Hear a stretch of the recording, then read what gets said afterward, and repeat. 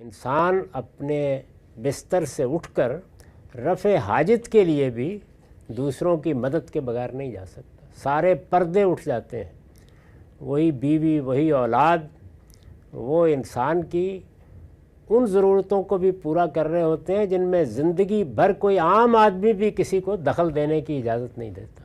اس بے بسی کے ساتھ بہت بڑے بڑے لوگ، افلاطون، ارسطو، اور ہم نے دیکھے ہیں اپنی آنکھوں کے سامنے وہ لوگ کہ یہ معلوم ہوتا تھا کہ علم، عقل، فکر بارش کی طرح ان پر برستی ہے. بالکل بے بسی کے عالم میں ہڈیوں کا ڈھانچہ ہو کے پڑے ہوئے ہیں اور اس بے بسی میں کچھ بھی نہیں کر سکتے، ختم ہو جاتا ہے سب کچھ. چنانچہ دیکھتے ہو کہ جو اپنے آپ کو علم و عقل کا دیوتا سمجھتے ہیں وہ بھی بالآخر علم، عقل اور طاقت ہر چیز سے عاری اور دوسروں کے محتاج ہو کر رہ جاتے ہیں. اور ان کے تمام کمالات، یعنی وہ کمالات جو شباب میں، جو جب وہ طاقت میں تھے، سامنے آ رہے تھے، یہ معلوم ہوتا تھا کہ کوئی آسمانی چیز ہے جو ان میں اترتی ہے اور معلوم نہیں کیا کیا چیزیں پیدا کر دینے کا باعث بن جاتی ہے. وہ کسی علم و فن کے ماہر ہیں تو ادھر ان کے سامنے کوئی چیز جاتی ہے تو جس طرح ایک سانچے میں ڈھل کے چیزیں پیدا ہوتی ہیں اس طرح پیدا ہو کے باہر نکل آتی ہے. اتنے کمالات ہم دیکھ رہے ہوتے ہیں، لیکن پھر کیا ہوتا ہے، اور ان کے تمام کمالات اسی پروردگار کی طرف لوٹ جاتے ہیں جو ان کو دینے والا ہے. چنانچہ حق یہ ہے کہ وہی علیم و قدیر ہے. تو علیم و قدیر ہونے کا نتیجہ نکال کے دکھایا ہے. واللہ خلقکم ثم یتوفاکم ومنکم من یرد الی ارذل العمر کی لا یعلم بعد علم شیئا ان اللہ علیم قدیر. اسی طرح اللہ نے تم کو پیدا کیا ہے، پھر وہی تم کو موت دیتا ہے. تم میں سے کچھ پہلے رخصت ہو جاتے ہیں اور تم میں سے کچھ ارذل عمر کو پہنچا دیے جاتے ہیں، اس لیے کہ بہت کچھ جاننے کے بعد پھر کچھ نہ جانے. حق یہ ہے کہ اللہ ہی جاننے والا ہے، وہی ہر چیز پر قدرت رکھتا ہے. یہ بیان کیا. پھر اس کے بعد ایک دوسرے پہلو سے اسی استدلال کو آگے بڑھا دیا. واللہ فضل بعضکم علی بعض فی الرزق، یعنی یہ تو علم، عقل، کمالات کا معاملہ ہوا. پھر یہ بھی دیکھو کہ اللہ نے تم میں سے بعض کو بعض پر روزی میں برتری دے رکھی ہے. یعنی جس طرح عمر یکساں نہیں دی، فضل و کمال یکساں نہیں دیا، علم یکساں نہیں دیا، روزی بھی یکساں نہیں دی. پھر یہ بھی دیکھو کہ اللہ نے تم میں سے بعض کو بعض پر روزی میں برتری دے رکھی ہے. فَمَا الَّذِينَ فُضِّلُوا بِرَادِّ رِزْقِهِمْ عَلَىٰ مَا مَلَكَتْ أَيْمَانُهُمْ فَهُمْ فِيهِ سَوَاءٌ أَفَبِنِعْمَةِ اللَّهِ يَجْحَدُونَ.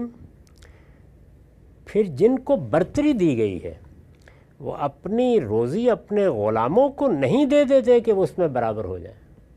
یعنی ایسا تو نہیں ہوتا نا کہ چلیے آپ کے پاس اربوں آ گئے، اب آپ کے خدام ہیں.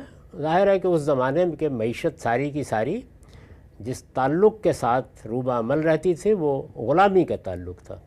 یعنی آقا ہیں، غلام ہیں، وہی غلام گھروں کے کام سنبھالے ہوئے ہیں، وہی ان کے کھیتوں پہ کام کر رہے ہیں، وہی اگر کوئی صنعت ہے اس زمانے کے لحاظ سے تو اس میں ہاتھ بٹا رہے ہیں، وہی تجارتی قافلے لے کے جا رہے ہیں. تو دنیا میں ہمیشہ سے یہ جو درجات کا تعلق ہے یہ رہا ہے، یہ اس وقت بھی ہے اور قیامت تک ایسے ہی رہے گا. بہت سے لوگ ہیں کہ جو سرمایے کی غیر معمولی فراوانی کے ساتھ منصوبے بنائیں گے، ان کے پاس منصوبہ سازی کے لیے علم و عقل بھی فراواں اور مال بھی فراواں. اور بہت سے لوگ ہیں کہ جو اپنی خدمات ان کو پیش کریں گے، خدمات پیش کر کے گویا اس فن یا اس علم میں یا اس صنعت میں وہ خدام کی حیثیت اختیار کر لیں گے. تو قدیم زمانے میں یہ چیز غلامی کی صورت میں ہوتی تھی. اس وقت آپ اشتہار دیتے ہیں، لوگ اپنے آپ کو پیش کرتے ہیں، اس کے حدود قواعد طے ہوتے ہیں، اس کے بعد یہ معلوم ہوتا ہے کہ آپ اتنے گھنٹوں کے لیے ان چیزوں کے پابند ہو گئے ہیں، اس کا معاوضہ آپ کو یہ دیا جائے گا. اس میں بھی یہی تھا کہ لوگ جا کے خرید لاتے تھے اور پھر اس کے بعد 24 گھنٹے آپ گویا ملازمت میں چلے جاتے تھے.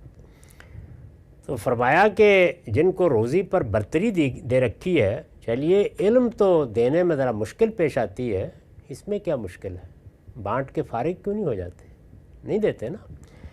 پھر جن کو برتری دی گئی ہے وہ اپنی روزی اپنے غلاموں کو نہیں دے دیتے کہ وہ اس میں برابر ہو جائیں، لیکن خدا کے بارے میں یہی سمجھتے ہیں کہ اس نے اپنی خدائی دوسروں میں بانٹ دی ہے اور یہ انہی سے پاتے ہیں۔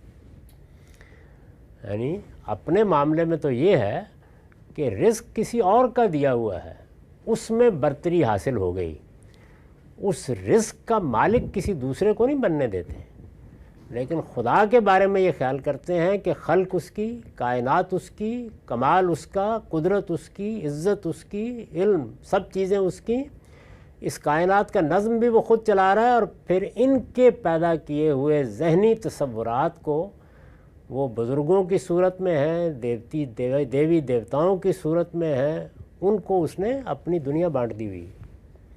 تو جو تضاد فکر انسان کے اندر پیدا ہوتا ہے اس کو نمایاں کیا، اور یہ کہا کہ عجیب بات ہے، یعنی تم نہ اپنے اوپر غور کرتے ہو نہ اپنے معاملات پہ غور کرتے ہو۔ یہ رزق میں دیتا ہوں، تم میں سے کسی کو اربوں دے دیتا ہوں، اور کوئی تمہارے پاس ہی 2 وقت کی روٹی کے لیے کام کرنے کا محتاج ہوتا ہے، تو تم تو اپنے رزق اس طرح بانٹ کے اپنی دنیا کا حصہ نہیں بنا لیتے اپنے غلاموں کو، اور یہ میرے غلام ہیں سب کے سب جو میں نے پیدا کیے ہیں۔ کیا خیال ہے تمہارا کہ ان میں سے کسی کو میں نے وشنو، کسی کو شیو، کسی کو داتا اور کسی کو گن شکر بنایا ہے؟ انا للہ و انا الیہ راجعون، کچھ بھی نہیں ہے۔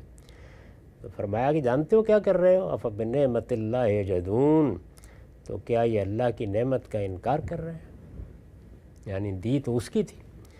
اس پر میں نے لکھا ہے یہ اس لیے فرمایا ہے کہ خدا کی بخشی ہوئی نعمتوں کو دوسروں کی طرف منسوب کیا جائے اور ان کا شکریہ ان کو ادا کیا جائے تو یہ ان نعمتوں کا سری انکار ہے۔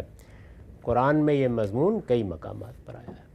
تو وہ شکر جو پروردگار کے لیے پیدا ہو کر پورے دین کی اساس بننا تھا، تم نے اس کا رخ اپنے مظلومہ دیوی دیوتاؤں اور بزرگوں کی طرف موڑ دیا ہے۔ تم نے اپنے کتب ابدال تلاش کر لیے ہیں، جبکہ خود اپنی زندگی میں یہ کام کبھی نہیں کرتے۔ خدا کے بارے میں سمجھتے ہو کہ وہ اختیار دے کے دنیا سونپ کے فارغ ہو گیا۔